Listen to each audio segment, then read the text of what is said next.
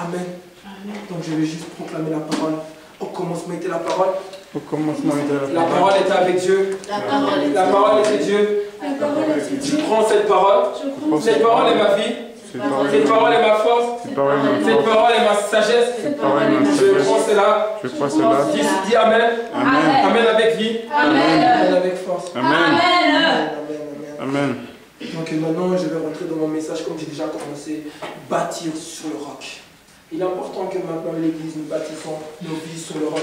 Excusez-moi, vous pouvez prendre place. Désolé, excusez-moi. Il est important que nous, l'église, nous les enfants de Dieu, nous bâtissons nos vies sous le roc.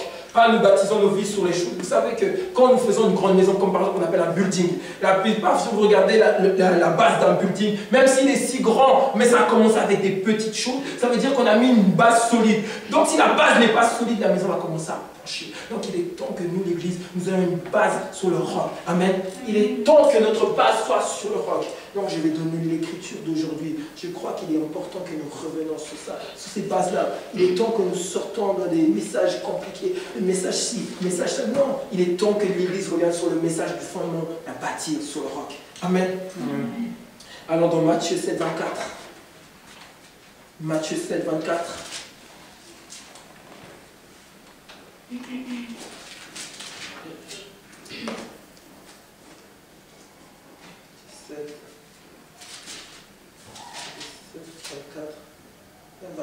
Matthieu chapitre 7, verset 24.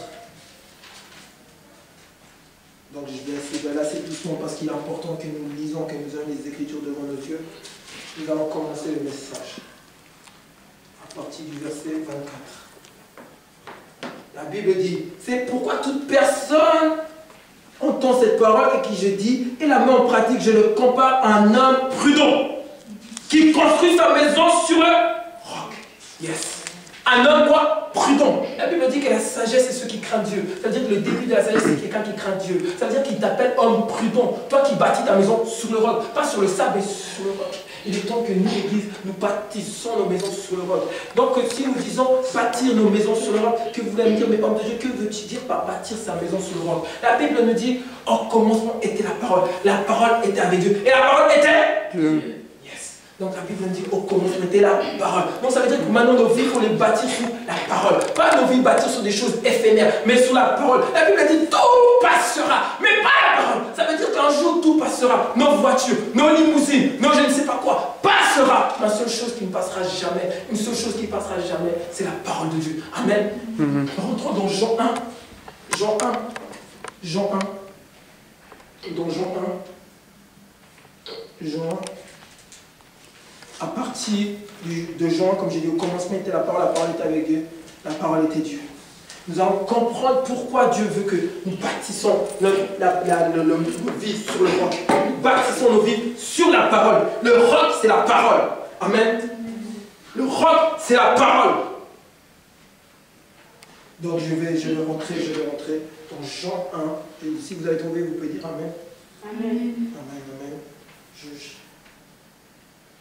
Jean 1, nous allons vraiment aller doucement aujourd'hui et je vais vraiment donner tout doucement mon message afin que chacun de nous puisse avoir la compréhension et puisse repartir avec quelque chose. Amen. Amen. Parce qu'il est temps vraiment que nous, l'église, nous repartons avec quelque chose. Il est temps que nous, quand nous venons à l'église, nous recevons de la part du serviteur. Nous ne venons pas faire du showbiz, nous ne venons pas nous montrer, nous ne venons pas montrer notre beau parler, nous ne venons pas ici pour montrer que moi j'ai plus étudié que vous. Non, mais je suis venu appeler la parole de Dieu. C'est pour ça qu'on m'a dit, man of God, homme de Dieu, man of God. On ne m'appelle pas homme de Dieu pour rien, on m'appelle homme de Dieu parce que je viens de la part de Dieu.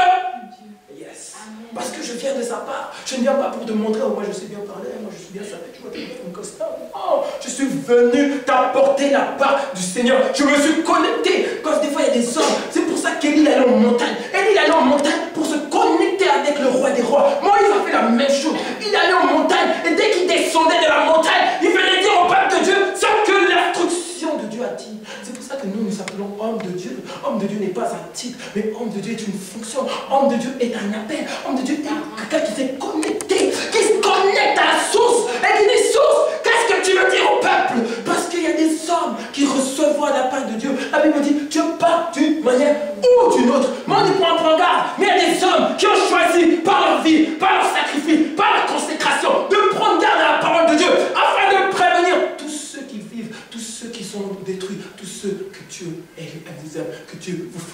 il y a ces hommes-là qui se connectent à la parole, qui se connectent à la source, qui comme Jésus, à 3 heures du matin, il allait voir son Père. Jésus, il allait, lui qui était le Créateur, il n'était pas obligé de prier, mais lui quand même, il a en plus appris. De plus, il allait à 3 heures du matin. Il se réveillait avant les disciples. La Bible disait les disciples dormaient, mais Jésus disait quoi? Il se connectait afin de descendre en bas, pas pour l'appeler l'homme de Dieu, mais afin de venir dire au peuple ce que Dieu dit.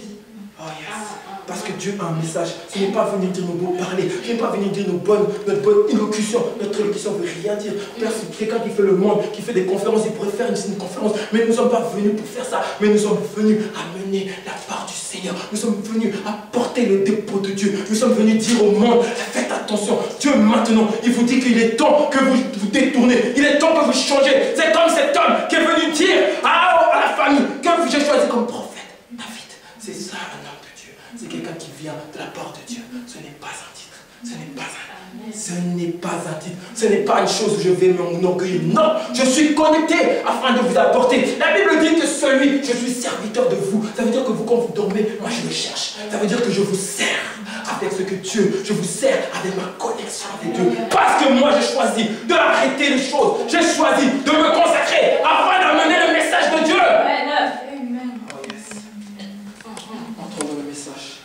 Le message, il est temps qu'on comprenne l'église. C'est pour ça que moi, des fois, même une fois, j'ai écouté un pasteur, il m'a fait mal au cœur. Il est venu, il disait, oh, moi je suis devenu bishop, archibishop, alors j'ai plus besoin de Bible. Je peux venir comme ça prêcher sans Bible. J'ai dit, waouh, maintenant tu deviens, j'ai plus besoin de. J'ai la Bible, mais j'ai déjà tellement lu la Bible que maintenant j'ai la révélation. Il vient sans Bible, il fait ses trucs. Moi j'ai toujours aimé un homme de Dieu.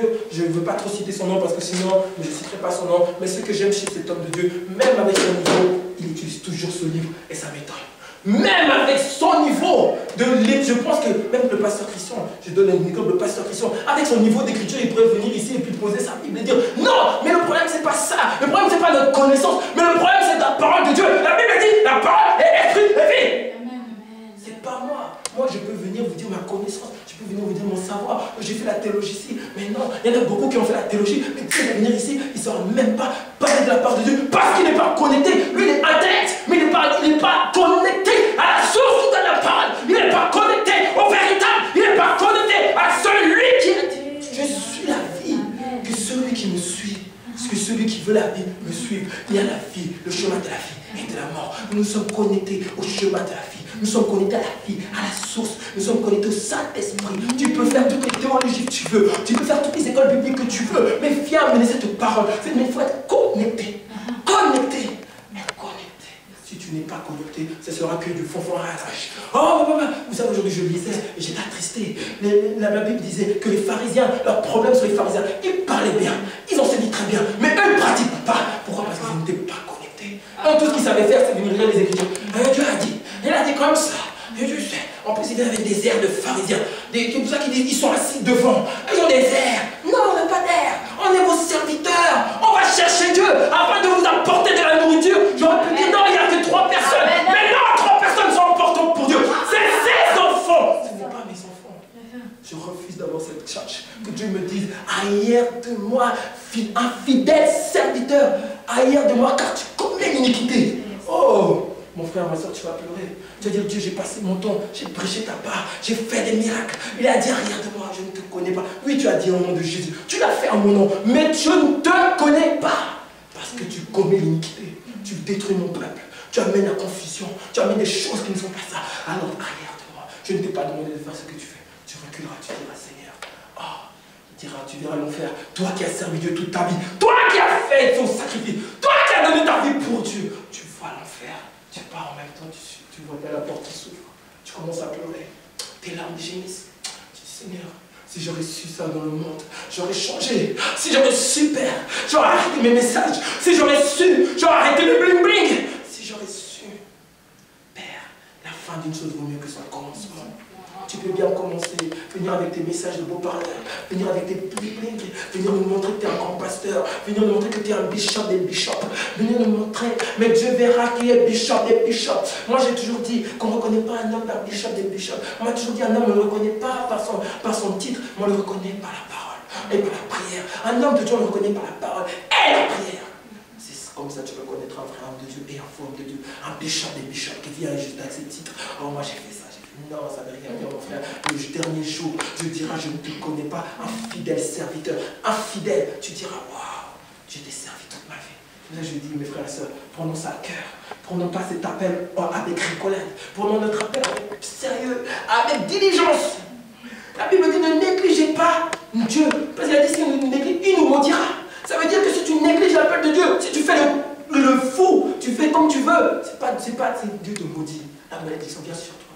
C'est-à-dire la malédiction de Deutéronome 28, que toi tu dis la malédiction ne vient pas. La malédiction ne vient pas parce que tu as fait du mal, la malédiction vient parce que tu détruis, tu fais les mauvaises choses aux yeux de Dieu. Amen. Parce que tu négliges son appel. Son appel pour lui c'est important, et toi tu le négliges. Alors Dieu dit que si tu négliges, la malédiction est sur toi. Mon frère, refuse la malédiction. Refuse qu'on vienne prier pour toi, qu'on t'impose tes mains tout le temps, qu'on vienne les délivrances, mais à chaque fois ça ne marche pas. Pourquoi? Parce que tu es maudit, parce que tu méprises ton appel, parce que tu ne mets pas du sérieux dans ton appel. Tu crois que parce que tu vois 2 ou 3 personnes, tu dois négliger l'appel. Non, jamais. 2 ou 3 personnes, c'est des vies. C'est des vies que Dieu va te demander des comptes. Ça, Joséphine, qu'est-ce que tu as fait? Bobo, qu'est-ce que tu as fait? Nel, qu'est-ce que tu as fait? Tu vas dire, oh Dieu, mais ils n'étaient pas beaucoup. Moi, je voulais une méga église. Je veux dire, oui, mais une méga église. Mais regarde déjà ce que tu as fait. Allez, rien de moi. Infidèle. Là, on va pleurer, je vous promets. Donc, je rentre dans mon message, je ferme ma parenthèse. Donc, c'était juste une exhortation. Je rentre dans mon message. Jean 1.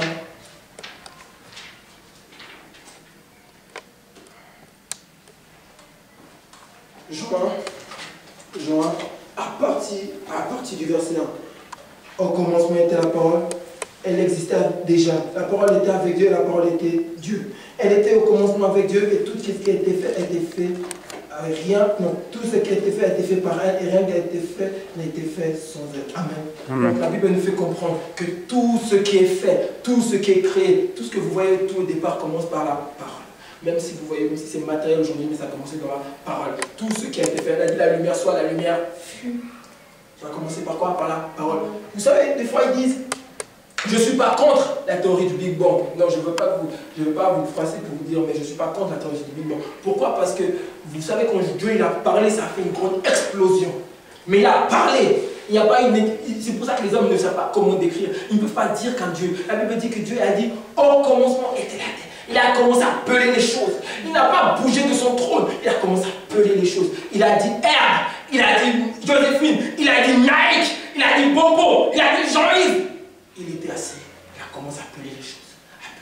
Appeler. Il a commencé à créer le monde avec la parole. Avec la parole.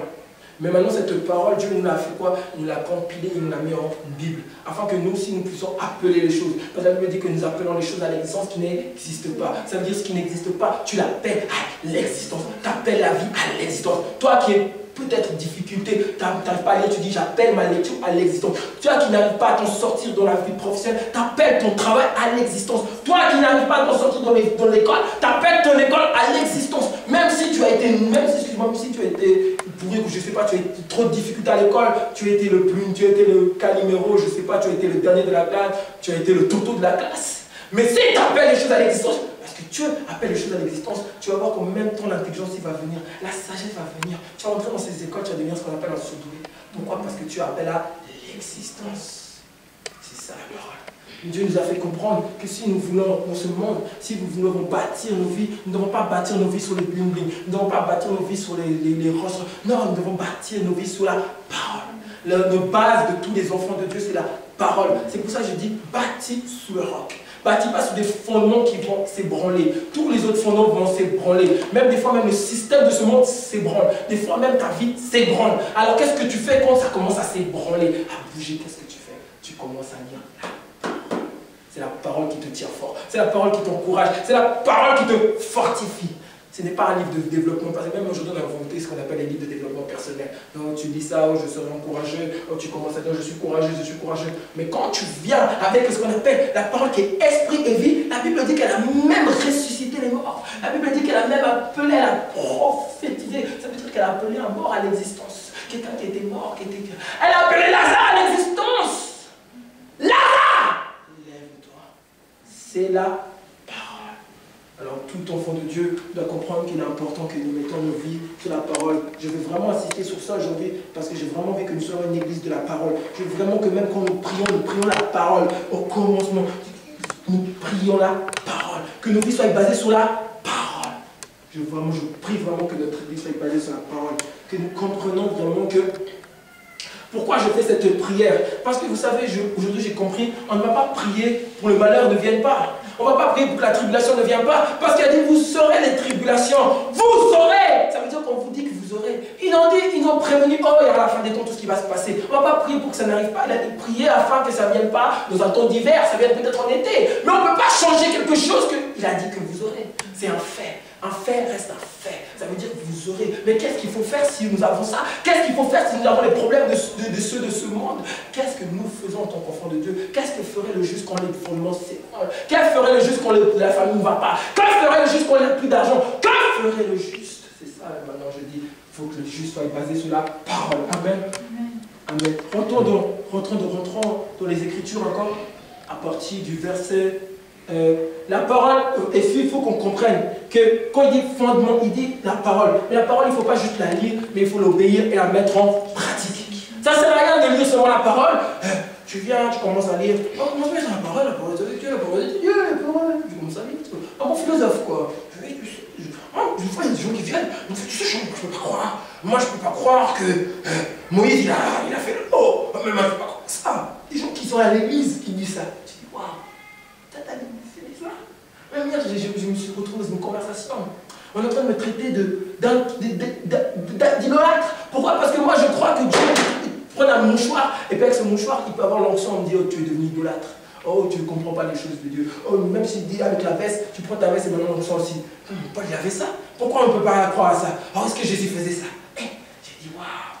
Je vois même les gens qui sont à l'église sont ignorants. Vous êtes ignorant de la puissance de celui que vous avez. J'ai dit, mais alors vous avez vu quand Pharaon avait la différence entre Pharaon et puis les dieux, c'est l'enchantement. Pharaon, c'est l'enchantement. C'est pour ça que vous verrez qu'à un moment, Pharaon il était bloqué. Parce qu'à un moment, ses magiciens sont bloqués. À un moment, ses magiciens sont bloqués parce qu'ils sont devant la puissance de celui qui a créé le monde. Dieu doit vous faire comprendre c'est moi qui t'a créé. Alors stop.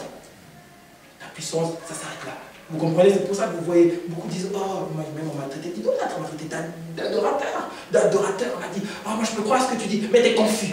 J'ai dit, waouh, je suis confus, j'ai rien dit. Après maintenant, le monsieur a voulu me dire, ouais, moi j'ai fait ça, moi j'étais même au stèle, tout culte. Il a commencé à me raconter sa vie. Après il m'a dit, ouais, moi j'ai grandi dans la parole, et moi j'ai comme ça. Pour me montrer vraiment qu'il lui connaît plus. J'ai dit, gloire à Dieu. J'ai dit, merci monsieur, j'ai dit plus jamais je vais là-bas. Vous savez, des fois, quand vous tombez sur des personnes comme ça, très venues qui croient et qui vont vous montrer, qui ne comprennent pas la parole de Dieu. La Bible dit, c'est pour ça que quand Nicodème est venu vers Jésus, Nicodème ne comprenait pas le royaume, Nicodème comprenait la philosophie, Nicodème comprenait la parole, mais il ne comprenait pas la révélation derrière la parole. Derrière toute l'écriture, il y a une révélation. Derrière toute l'écriture se cache une chose cachée. C'est vrai, la Bible dit que j'ai caché les mystères afin que ceux qui me croient moi puissent les connaître.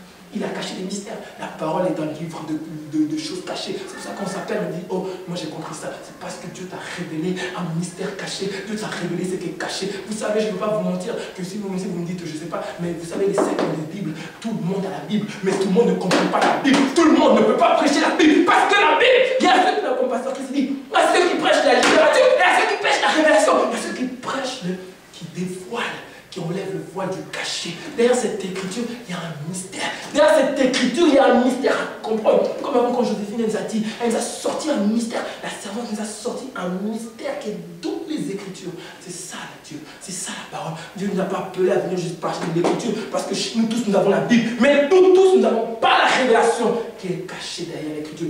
Peut-être que vous avez une révélation que moi j'ai compris, tu n'as pas compris ainsi. C'est pour ça que Dieu nous permet de venir amener cette révélation. Amen. L'éclaircissement de la parole. Amen. Amen. Je ferme la parenthèse. Je continue dans ce que j'expliquais. J'ai dit, expliquer, c'est important de bâtir nos vies. Bâtir nos vies sur la parole de Dieu. On ne peut pas bâtir nos vies sur autre chose. Tu ne peux pas bâtir ta vie sur les bling-bling. Tu ne peux pas bâtir ta vie sur ton mari. Bâtis ta vie sur la parole de Dieu. Parce que ça va t'aider, ça va te fortifier, ça va t'aider. Moi, je vous promets que tous ceux qui ne bâtissent pas leur vie sur la parole de Dieu, tous ceux qui bâtissent leur vie sur les hommes, tous ceux qui bâtissent la vie sur les croyances des hommes, ils seront détruits. Je me rappelle, beaucoup de gens venaient m'expliquer pour chasser les démons. Maintenant, la nouvelle technique pour chasser les démons, on prend les chaises, on commence à faire on prend les couteaux et on rentre. Après, on prend les pistolets et on commence à rentrer dans le lieu. Mais tu fermes les yeux comme si tu tires dans les ténèbres. J'ai dit, waouh, l'ignorance dans mon monde. Même j'avais entendu mon pasteur, il me disait que même des fois on faisait pour chasser les démons, ils faisaient quoi d'abord en Afrique, ils prennent et puis ils mettent purgatoire. Ils vont résoudre les lois. J'ai dit, Seigneur, mon peuple périt par faute de. Mon peuple périt par ignorance. Les ténèbres. L'autre fois, je regarde une vidéo qui m'a fait mal au cœur. Un pasteur, il a dit à tous ses membres d'aller manger l'herbe. Waouh! Vous arrivez, vous, enfants de Dieu, assis à la parole, que vous avez été sauvés par celui qui a dit Jésus-Christ de Nazareth, que vous avez la révélation, le Saint-Esprit en vous, et vous acceptez d'aller manger la parole. Là. C'est quelle révélation, ça? Oh, Jésus. Que Dieu nous pardonne. Que Dieu nous pardonne. Dans les derniers temps, nous les prédicateurs, nous allons pleurer. Je pleure pour ces prédicateurs au fond du monde. On va pleurer. Des fois, je pleure, je dis Seigneur, que Dieu nous pardonne pour ce mal qu'on fait aux chrétiens. Aujourd'hui, beaucoup d'enfants de Dieu sont déçus à cause des pasteurs. Aujourd'hui, beaucoup d'enfants de Dieu sont déçus à cause de nous. Ce n'est pas à cause de l'église, mais c'est à cause de nous. Parce que nous avons fait des fautes et maintenant ça touche, ça répercute à les autres. Oh Jésus. Pourquoi? Parce que nous n'avons pas utilisé la parole. Nous sommes arrivés à dire des choses. Oui, nous avons la révélation. J'ai la révélation à la nation naturelle. Maintenant, je peux dire de la Bible. Je vais commencer à parler comme ça. Vous allez dire, là, tu rentres dans l'orgueil ici. Désolé, mais tu rentres dans l'orgueil. Oui, tu rentres dans l'orgueil. Parce qu'on aura toujours besoin de ce livre, même quand je vais mourir. Des gens comme Billy Graham, ils sont vieux, mais ils lisent encore ce livre. Même s'ils le connaissent pas, même s'il a lu trop de fois, à chaque fois tu lis ce livre est un livre de mystère, c'est un livre de révélation. À chaque fois tu le lis, chaque année tu le lis, une nouvelle révélation sort, une nouvelle écriture répond, une nouvelle écriture vient dans ton problème. C'est pas la même écriture. Tu as lu cette écriture une fois, tu as compris d'une manière. Dimanche tu l'as lu, tu as compris d'une manière. Oh, tu l'as lu. Waouh, tu dis Dieu. Quelle est la révélation? C'est ça la révélation, c'est de comprendre les Écritures. C'est ça que je vous dis, enfant de Dieu, bâtis ta vie sur la roc, bâtis ta vie sur la parole, non sur les dits des hommes. Si un homme te dit, va prendre la chaise, tu lui dis non. Éphésiens 6 dit que vous n'avez pas à combattre contre la chair et le sang, mais contre tout esprit, contre toute domination, contre tout esprit dans les lieux célestes. Et tu lui dis, mes armes à moi, c'est le casque du salut, c'est la cuirasse de la justice. C'est les chaussures du zèle de l'évangile, l'épée de la parole, le bouclier de la foi. Voici mes armes. Voici mes armes. Je n'ai pas besoin des armes physiques. Pourquoi David il a dit non, pas tes armes seules, mais j'irai avec mes armes à moi que Dieu m'a données. Dieu nous a dit, je vous ai donné, vous n'allez pas combattre contre la chair et le sang. Alors pourquoi nous allons tous commencer à prendre des sabres? Ici à l'église, je vois tout le monde se promener avec des sabres et commence à faire fuir. Je regardais, je dis waouh. On a la parole. Vous savez qu'ici, cette épée, elle est plus puissante que ce qu'on croit. Quand vous nous voyez là, vous savez que quand on nous voit le monde des ténèbres, ils voient des chevaliers, ils voient des personnes avec des cuirasses. Ça veut dire qu'ils ne peuvent pas nous condamner. La cuirasse de la justice. Ils voient quelqu'un avec des chaussures, des ailes de l'évangile. Ils voient quelqu'un avec le casque du salut. Ils voient quelqu'un avec une épée, le bouclier de la foi pour les traits enflammés de l'ennemi. Si tu connais la parole, tu diras, mon Dieu, désolé, je te respecte. Mais la Bible dit, Éphésiens, vous n'avez pas à combattre contre la chair et le sang. Excuse-moi, mon Dieu, je te respecte. J'ai du respect pour toi. Mais moi, la Bible me dit, vous n'avez pas à combattre contre la chair et le sang. Alors, je n'ai pas besoin d'aller prendre du sabre. Je n'ai pas besoin d'aller prendre une chaise pour aller taper dans les ténèbres. Non. Moi, j'ai juste besoin de croire en la parole. J'ai juste besoin de croire aux Écritures. Ce qu'Éphésiens me dit, d'aller prendre les armes spirituelles. Le bouclier, l'épée, les chaussures du zèle de l'évangile, la cuirasse de la justice et le casque du salut. C'est toutes mes armes. C'est tout, mais ça détruit le monde des ténèbres. Quand le monde des ténèbres te voit, il voit une épée. La Bible dit, l'épée est double tranchant. L'épée est double tranchant. Ça veut dire pour venir détruire moi et mon esprit. Cette épée-là qui vient, qui détruit. Vous ne la voyez pas parce qu'elle est naturelle. C'est pour ça que la Bible nous fait comprendre. On n'a plus de combats physiques comme il faisait David, des Goliaths. Nous avons affronté des Goliaths. Mais maintenant, nous affrontons des Goliaths spirituels. Ça veut dire que maintenant, nous aussi, il faut qu'on rencontre la dimension spirituelle. C'est pour ça que quand Nicodème il est venu vers Jésus, Nicodème, Jésus lui a fait comprendre que tu sors de cette dimension naturelle. Parce que tu es dans la dimension spirituelle. Si tu veux comprendre le royaume, il faut rentrer dans la dimension spirituelle. Amen. Parce que Dieu est esprit. Dieu est esprit. Alors tout ce que nous vivons, c'est esprit. C'est pour ça que quand vous allez me dire, une fois j'étais chez moi, je me suis fait étrangler. La personne, je ne le voyais pas. Mais il était un esprit qui m'étranglait. Il avait commencé à être serré dans mon cou. Mais toi, tu ne le vois pas, cet esprit. Mais comme Dieu, comme toi, comme c'est spirituel, toi, tu vas aller commencer à prendre, bon, je ne sais pas, des couteaux. Tu vas faire mal à quelqu'un. Parce qu'il n'est pas là. C'est un vent. Mais si tu dis, maintenant, je prends l'épée de la parole, faux. Tu vas voir, la personne est découpée. Pourquoi? Parce qu'il va avoir une épée qui vient contre lui. Vous savez, quand vous parlez, quand vous attaquez ces gens de ce monde-là, vous êtes en train de parler. Vous ne voyez pas des fois ce qui se passe, mais vous êtes comme des dragons, vous jetez du feu. Quand la parole sort de vos bouches, c'est pas! La Bible dit la parole est là pour casser. La parole est là pour casser. Mais quand vos paroles sortent de vos bouches, c'est comme un feu. Alors quand ils voient du feu. C'est pour ça que vous voyez qu'ils courent. Ils n'ont pas peur de vous parce que vous êtes. Ils n'ont pas peur de vous parce que vous venez à l'église. Mais ils ont peur de vous parce que vous connaissez la Bible. Ils ont peur de vous parce que quand vous combattez pas comme les hommes, mais vous combattez avec ce livre. C'est ça qu'ils ont peur de vous. Là, je vous ai dit, bâtissez vos vies sur la parole. Pas sur les dits des hommes. Si un homme te dit ça, tu rentres chez toi. Des fois, même quand je vais prêcher, je rentre chez moi, je vérifie. Comme les chrétiens de Bérette. C'était pas qui les berêchaient. Mais rentrent chez eux. Ils prenaient la Bible. Hey, bon Paul, on va écouter ta révélation. Ils prennent la Bible, ils lisent. Bon, c'est bon Paul. Ils lisent. C'est bon Paul. Ils vont dans l'Ancien Testament. C'est bon Paul. Pourquoi? Parce qu'ils ne voulaient pas être confus. Ils ne voulaient pas qu'un homme vienne les amener une révélation qui n'était pas de Dieu. Ils voulaient que les hommes viennent les amener ce qui vient de la part du Seigneur.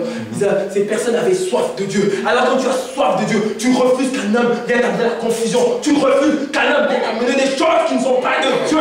Quand tu as soif, tu refuses certains prédicateurs venir dans ta vie. Parce qu'on te dit, amène-moi la parole de Dieu. Oh, amène-moi la parole de Dieu. Je suis désolé, amène-moi la parole de Dieu. Je suis désolé. Moi, je vis parole, je mange parole, je suis parole de Dieu. Alors, si tu n'aimes pas la parole de Dieu, tu vas sentir des chrétiens qui sont matures. Vous savez, il y a des églises où vous allez, tel qu'ils cessent. Vous ne voyez pas, je vais la police, n'importe comment. Ils vous regardent. Pourquoi? Parce qu'ils attendent de voir si tu ramènes la parole ou si tu vas faire du foufournage. Oh, amen. Alléluia. Hey. Non, ils attendent que tu viennes, tu commences à prêcher. Ils disent, oui, ils prêchent la parole. Pourquoi? Parce qu'ils ont appris, ils ont été assis dans la maturité, que ceux qui sont matures, c'est des personnes qui entendent la parole. Ce n'est pas des personnes qui sont émotionnées par les émotions. Parce que si tu viens parler de Dieu avec la parole, personne ne sort de chez nous. Sors de chez nous, on n'a pas besoin de...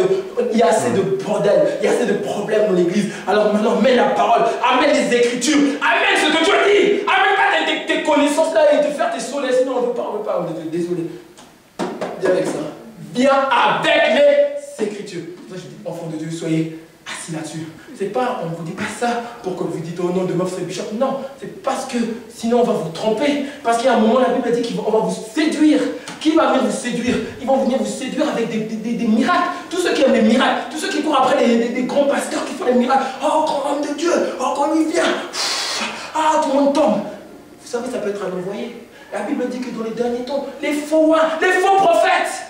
Mais c'est pas juste des personnes, on ne dit pas des faux prophètes, c'est juste quelqu'un qui va dire cacahuète, tout ça. Non, oh, tu as mis un caleçon rouge. Non, ça c'est pas des personnes. Ça c'est des fanfarons ici. C'est des personnes qui vont venir, il va faire des signes comme des enfants, il va faire des signes comme des pasteurs. Tu vas croire que c'est un pasteur, mais derrière ça, il y a l'esprit diabolique. Il va te délivrer, mais derrière, ce sera l'esprit diabolique.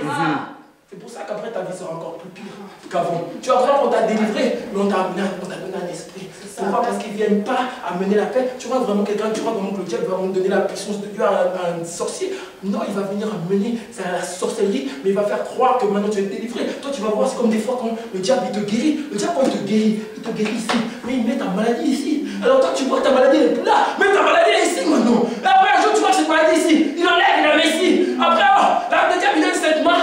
Le diable, il donne cette main, il cache l'autre main. Et le jour, il dit, maintenant, ce qui m'appartient. C'est ça le diable. Le diable ne va jamais te donner des puissances. Tu vas croire que tu vas faire comme les hommes de Dieu. Tu ne vas jamais faire comme les hommes de Dieu. Parce qu'on dit que vous êtes une photocopie, des imitateurs. Ça veut dire que tu vas faire comme les hommes de Dieu, sauf que maintenant tu vas aussi mettre un esprit démoniaque dans la vie de quelqu'un. C'est pour ça que vous verrez les filles de ces personnes qui ont mis ces hommes de Dieu corrompus, ces hommes de Dieu avec cet esprit-là. Vous voyez, ces personnes ne changent pas. Ces personnes sont plus encore en bas. Ces personnes disent, oh, j'ai reçu un miracle, j'ai reçu une guérison. Mais ils ne comprennent pas que ce n'est pas une guérison qu'elle a reçue, c'est un esprit diabolique qui est rentré dans sa vie. Pour détruire. Parce que c'est ça le diable qui a dit. Allez-y, soyez comme ces hommes de Dieu, faites des miracles, parce qu'ils ont compris que les chrétiens sont émotionnels. Oh, béni! Hey! Oh, prophète! Ils ont compris que les chrétiens ne sont pas assez.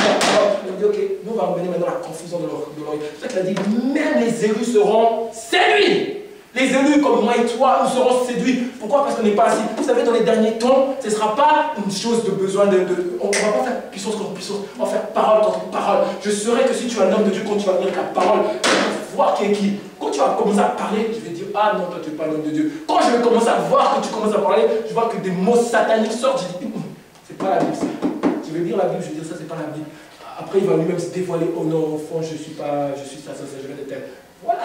Parce qu'à un moment, c'est ça, je vous dis, soyons basés sur le roc. Parce que dans les derniers temps, ce sera ça qui va nous sauver. Ce sera ça qui va nous fortifier. Ce sera ça, personne d'autre. Parce que vous savez, ils vont venir, comme la Bible dit que le diable a une colère. Comme elle a dit la servante, le diable a une colère. C'est-à-dire que quand le diable va rentrer, c'est-à-dire qu'il est là pour détruire. Il est là pour égorger. La Bible dit son mandat, c'est détruire, égorger et dérober. C'est-à-dire qu'il va venir, c'est pour détruire. Il ne va pas venir pour vous faire du bien. Non, c'est pour ça qu'il va venir, c'est pour vous détruire. C'est pour vous amener dans la confusion. C'est pour que vous ne puissiez pas entrer dans le royaume des cieux. C'est pour que vous ne pouvez pas entrer dans votre appel. C'est pour que vous ne pouvez pas entrer dans votre destinée. Parce que le diable sait qu'un homme ou une femme qui a fait les plans de Dieu dans sa génération est un homme béni. Il sait que c'est un homme qui a fait les plans de sa génération. C'est pour ça que David il disait, je n'ai jamais vu un juste mendier son pain, ni sa prospérité. Mendier son pain. Je n'ai jamais vu un juste abandonner la foi et ni sa prospérité mendier son pain. Parce qu'il a vu qu'est-ce qu'est un juste. Il a vu qu'est-ce qu'est un homme de Dieu qui sert Dieu en vérité avec tout son cœur. Il ne manquera de rien. Et sa prospérité aussi ne manquera de rien. Alors comme le diable a peur de ça, il a peur que vous rentrez dans votre appel. Il va envoyer des gens corrompus, des gens soi-disant des hommes de Dieu, mais qui ne sont pas des hommes de Dieu. Derrière, il y a l'esprit diabolique qui est caché. Et quand ils vont faire leur guérison, vous allez croire que c'est une guérison. Vous allez voir les gens tomber.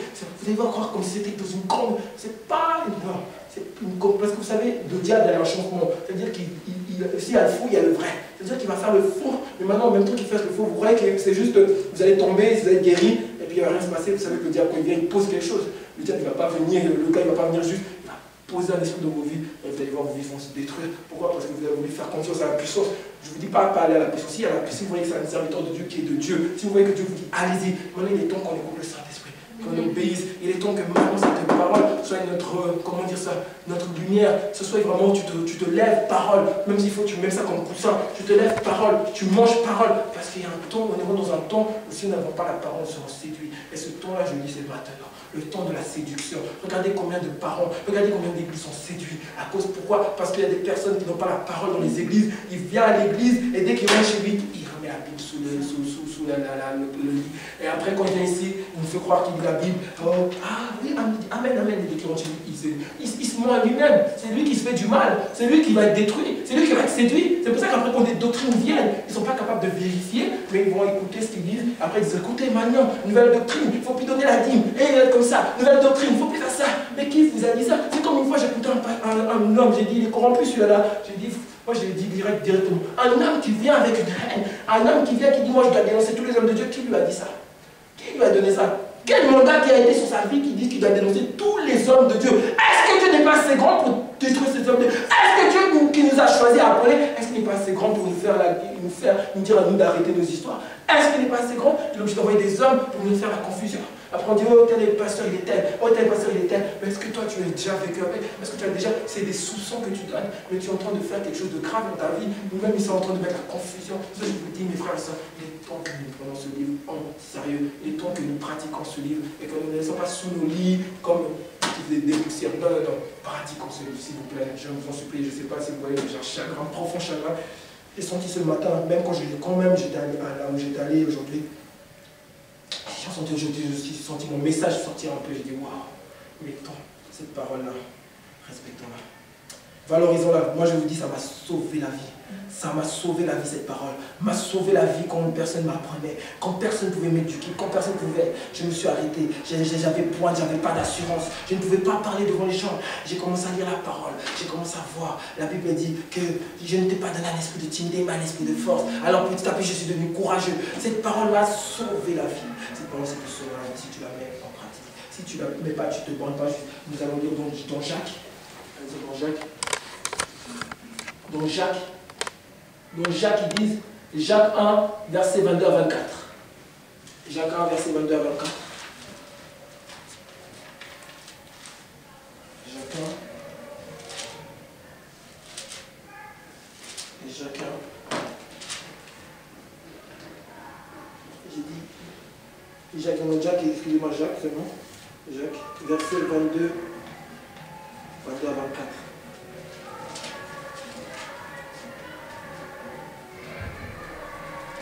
De 22 à 24. La Bible nous dit. Qui, après s'observer, on va. Vous trouvé Amen. Amen. C'est bon. Jacques 1, 24. Là, la Bible va vous poser une question. Moi, je vais vous poser aussi cette question. Qui, d'après, observe, on s'en va oublier aussitôt qu'il était. Attendez, excusez-moi, d'abord au verset 23. En effet, si quelqu'un écoute la parole et la met en pratique, et la pratique, il ressemble à un homme qui regarde son visage dans un miroir et qui s'observe et s'en va et oublie aussitôt ce qu'il était. C'est comme si toi, tu viens de te réveiller, tu as été débarbouillé, tu avais le visage sale. Est-ce que tu vas sortir vraiment comme tu t'as vu? Est-ce que vraiment, si tu t'observes dans un miroir, tu vois que ici il y a du maquillage, ici il y a du maquillage là, ici il y a du maquillage là, est-ce que tu vas sortir de chez toi réellement? Est-ce que vraiment tu vas sortir de chez toi? Non, tu ne sortiras pas de chez toi. Tu vas faire un changement sur toi. Et puis il dit dans, je le dis jusqu'à quel verset, excusez-moi? Jusqu'à 24. Après il dit, et observa. Donc, ça veut dire que toi, quand tu te regardes au miroir de la parole c'est comme quoi? Un miroir. Donc, maintenant, il faut aussi que tu comprennes que cette parole est un miroir. C'est pour ça que quand tu regardes cette parole, elle te parle. C'est pour ça que cette parole est en train de te parler, parce que c'est un miroir. Quand tu regardes le miroir, tu vois qui? Tu te vois toi. Tu vois ton reflet. Alors, c'est-à-dire, quand tu vois la parole, tu vois ton reflet. Tu vois à quoi tu dois ressembler. C'est pour ça que cette parole te juge. La parole nous juge comme on l'a dit. C'est pour ça que des fois, il y a des personnes qui ont peur de certains passages bibliques parce qu'ils se sentent mal. Ils se sentent mal. Pourquoi? Parce que c'est un miroir. C'est comme quand tu rentres chez toi, tu as le miroir naturel. La parole, c'est le miroir spirituel. Mais c'est un miroir qui te regarde quand tu dis. C'est les versets. Les versets doivent te parler. Les versets, tu commences à te parler. Pourquoi? Parce que tu es en face d'un miroir. Amen. Tu es en face d'un miroir. Alors, mais comment toi tu viens, tu regardes cette parole et tu pars sans même avoir pris note de ce que tu as vu? Est-ce que toi-même tu vois, tu mets du maquillage ici, là, tu mets ton maquillage, est-ce que tu vas vraiment sortir de chez toi? Est-ce que vraiment tu sortiras de chez toi? Tu vas dire les gens, ils disent, mais tu es devenu folle, tu as appris à te maquiller où? Pourquoi tu auras honte? Mais pourquoi quand tu vois qu'ici, tu vois que la parole te parle, te dit ça va pas, tu sors quand même de chez toi? Tu dis pas, Dieu, non, je ne vais pas sortir comme ça. Dieu, je ne veux pas sortir comme ça. Enlève ça. Dégage ça de ma vie, dégage. Pourquoi? Parce que la parole t'a parlé. La parole te dit, fais pas ça. Toi, tu sors quand même de chez toi avec ça. Amen. La parole te juge. La parole te juge. À chaque fois que tu regardes ce livre, à chaque fois que tu regardes la parole te juge. Tu ne comprends pas. C'est pour ça que retiens bien aujourd'hui que cette parole est un miroir. Tu as ton reflet là. Quand tu regardes la parole, regarde comme si tu vois toi, comme si tu te regardes dans ton miroir, tu te vois toi. Et là, tu commences à voir, tu commences à comprendre pourquoi des fois cette parole te parle, pourquoi cette parole est en train de te toucher. Parce que cette parole est en train de te refléter toi. Elle doit refléter ce que tu dois être. En principe, quand tu dis ça par verset, ça reflète ce que tu dois être. Au commencement, tu es ici. Oh, tu dois être ça, tu dois être ça. Et tu commences à voir, tu dis, waouh, je ne suis pas encore arrivé. Amen. Je ne suis pas encore arrivé. Mais ce qui est bien, c'est qu'on va y arriver parce que nous avons le Saint-Esprit. Amen. La promesse que nous avons eue, c'est le Saint-Esprit. Donc c'est ça qui va nous permettre d'y arriver. C'est ça qui va nous permettre d'aller de l'avant. Mais maintenant, dans le verset 22, mais mettez en pratique la parole et ne vous contentez pas à l'écouter en vous trompant par vous-même dans les faux raisonnements. Amen.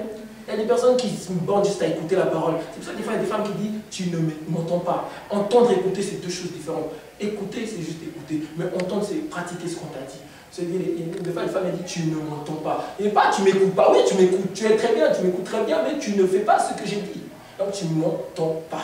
Amen. Donc, ça sert à rien juste d'écouter, mais de la pratiquer. Cette parole n'est pas juste une parole d'écoute. Quand on te dit fais ça, pratique. Quand on te dit pardonne, pratique le pardon. La Bible dit que si tu pardonnes, si toi tu pardonnes, tu dis pardonne nos offenses comme nous pardonnons à ceux qui nous ont offensés. Ça veut dire quoi? Ça veut dire que quand tu ne pardonnes pas, tu es en train de mettre une limite entre toi. C'est-à-dire que Dieu il va te pardonner à sa limite que tu as mis. Ça veut dire que si toi, par exemple, toi quelqu'un qui t'a fait du mal, toi tu dis, oh, je ne vais pas te pardonner. Ça veut dire que maintenant, Dieu a dit, bon, maintenant à partir de 10 fautes, je ne vais plus pardonner cette personne. C'est toi qui t'es mis à la limite. Parce qu'elle a dit pardonne nos offenses comme nous pardonnons à ceux qui nous ont. Ça veut dire que Dieu va nous pardonner. Ça veut dire que si nous ne pardonnons pas, Dieu aussi ne va pas nous pardonner par rapport à la limite qu'on a mis à Dieu. On dit Dieu, stop ici là. Parce que l'autre m'a fait du mal, l'autre m'a fait ci. C'est pour ça que pardonne. C'est pour ça que quand tu vois dans le miroir de la parole, des fois la parole elle fait mal. Des fois même la parole te dit va parler à tel. Des fois la parole va dire va parler à tel. Dis tel, je t'aime. Je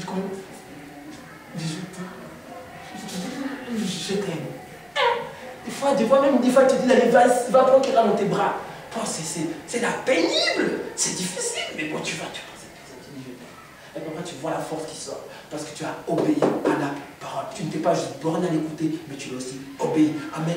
Amen. Parce qu'il y a un moment, il y a un temps, tu vas voir que si vous obéissez à cette parole, vraiment cette parole, elle dit quoi? Elle a dit que cette loi ne se éloigne pas de ta bouche, médite-la jour et nuit afin de réussir et de avoir du succès dans tes entreprises. Ça veut dire quoi? Cette parole aussi te donne du succès. Cette parole te donne du succès là où tu vas. Ce n'est pas juste des entreprises, tu peux prendre ça les écoles, tu peux prendre ton travail, tu peux prendre ta famille. Cette parole, elle est le manuel de tout, elle explique tout, elle connaît tout, elle a tout. Même Même si ce n'est pas directement écrit, mais la révélation va se sortir. Ça veut dire que Dieu va te révéler à travers une écriture que tu vas lire, tu vas commencer à comprendre quelque chose que tu cherchais, une réponse. La réponse va venir de la parole. Amen. Amen. Donc, comprenons bien retenons bien que cette parole est un miroir. Est un miroir. Et comme nous avons lu, nous sommes partis de Matthieu 7. Restons sur le verset du jour. Bâtis ta maison sur le roc. Bâtis ta vie sur le roc. Amen. Nous retournons à Matthieu 7, le verset d'aujourd'hui. Le verset vraiment pour lequel nous sommes venus. Le Matthieu 7. Matthieu 7. À partir du verset G. Nous avons décortiqué le verset 24. Maintenant, nous allons décortiquer le verset 25. Nous allons décortiquer le verset 25. Le verset 25.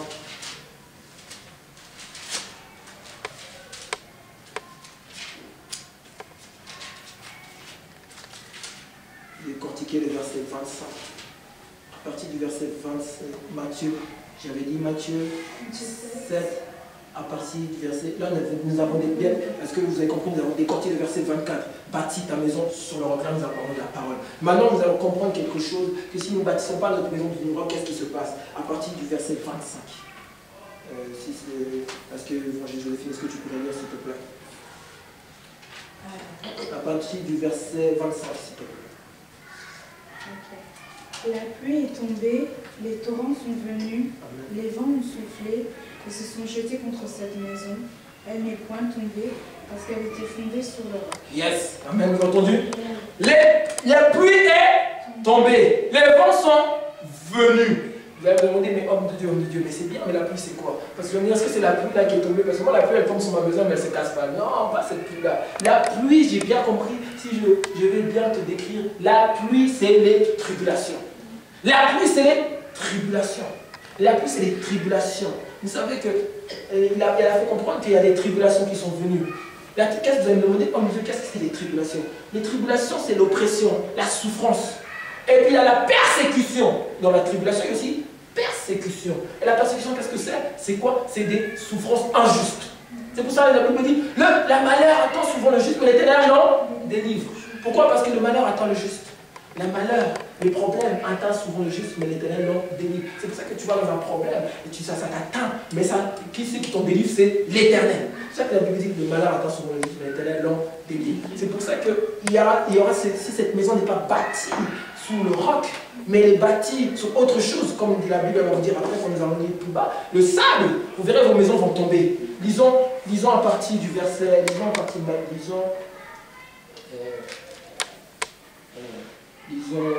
lisons Matthieu 13, 21.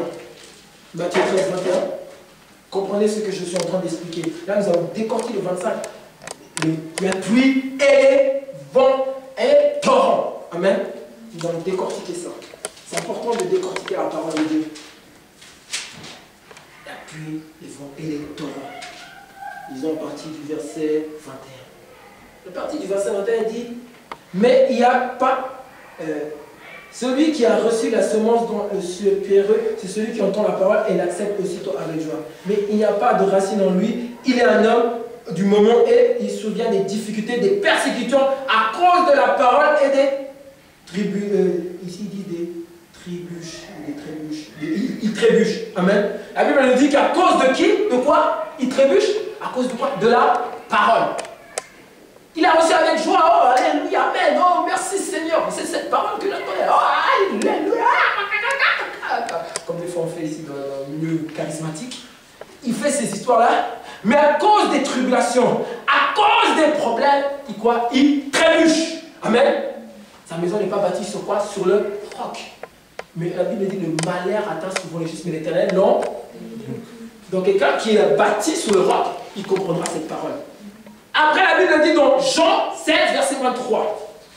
Méditons bien ces versets. Retire ces versets et médite à la maison. Que vraiment ça soit une révélation. Que Dieu te parle à travers ces versets. Tu comprendras. Jean 16, verset 23. Jean 16, verset 23. Jean 16, verset 23. À partir du verset 23. La Bible dit quoi? Verset 23. Je vous ai dit cela, afin que vous êtes en paix, vous et moi. Vous aurez des souffrances dans le monde, mais prenez courage, j'ai vaincu le... Oh yes. J'ai vaincu le monde. Je vous ai dit que vous devez avoir la paix. Prenez courage, parce que j'ai vaincu quoi? Le monde. Qui nous parle? C'est Jésus. Il nous dit que nous n'aurons pas des souffrances dans ce monde. Nous aurons des tribulations, nous aurons des difficultés. Mais si nos maisons ne sont pas bâties sur le roc, c'est là que nous tombons. Amen. C'est pour ça que je nous invite à bâtir nos maisons sur le Dieu. Je nous invite à bâtir nos maisons sur le bon fondement, là qui sont les Écritures. Amen. Parce que quand les vents viendront, quand je dis les vents, les tempêtes, nous allons entrer dans cette écriture-là, où Jésus, le vent et les tempêtes sont venus. Les torrents sont venus. Qu'est-ce que Jésus a fait? Dans Marc 4, verset 36. Qu'est-ce que Jésus a fait? Écrivez même la référence et puis lisez à la maison. Dans Marc 4, verset 36, qu'est-ce qu'il nous dit? Que Jésus était dans la barque avec ses disciples. Amen. Il était dans sa barque. Et mais Jésus dormait. Qu'est-ce qui s'est levé? Les vents et les tempêtes. C'est ça le problème. Les vents et les tempêtes. Ça veut dire que celui qui est créateur a connu les problèmes. Et puis il a dit quoi? Carrément les disciples ont dit on va périr. Ça veut dire qu'ils ont vu c'était leur mort. Ils ont vu c'était pas juste des vents simplement qu'on voit des vents. Ils ont vu des tempêtes. Ils ont vu que c'est fini pour eux parce qu'ils ont vu même la barque qui se remplissait d'eau. Mais ils ont compris que même Jésus, comme il connaissait la parole, comme il était le roi des rois, le Seigneur des seigneurs, il connaissait la parole, il a dit au figuier, sèche-toi, il s'est séché. Il a dit au vent, tais-toi, il s'est tait. Il a dit, mais homme de peu de foi. C'est là où on verra qui est qui. C'est quand les problèmes viendront, quand les souffrances viendront, quand les travails viendront, quelle serait ta réaction? Est-ce que vas-tu continuer à aimer Dieu comme tu aimais Dieu? Ou est-ce que vas-tu régresser dans ton appel? Parce que soit tu avances, soit tu régresses. La Bible dit de gloire en gloire. Soit tu vas de gloire en gloire, soit tu vas en reculant. Est-ce que tu vas aller en avant ou est-ce que tu vas régresser parce que tu n'as pas de travail? Est-ce que tu vas aller en avant ou que tu vas régresser parce que tu n'arrives pas à l'école? Est-ce que tu vas aller en avant ou tu vas régresser parce que tu as le travail? Est-ce que tu vas commencer à aller moins à l'église parce que tu as reçu un nouveau travail? Qu'est-ce que vas-tu faire quand les vents et les tempêtes vont taper dans ta vie? Pose-toi cette question. Qu'est-ce que veux-tu faire? Qu'est-ce que vas-tu faire quand la pluie, les vents et les tempêtes vont taper dans ta vie? Les tribulations, comme je vous ai dit, les tribulations, c'est l'oppression. Les persécutions, ça veut dire qu'une souffrance pour les injustement. Ça veut dire qu'on te persécute, comme on a persécuté le peuple d'Israël. Le peuple d'Israël, on ne l'a pas persécuté pour une raison, mais on l'a persécuté parce qu'ils étaient un peuple nombreux. Amen. On ne l'a pas persécuté pour une raison précise, mais c'est parce qu'ils étaient nombreux. Qu'est-ce que vas-tu faire en ce moment-là?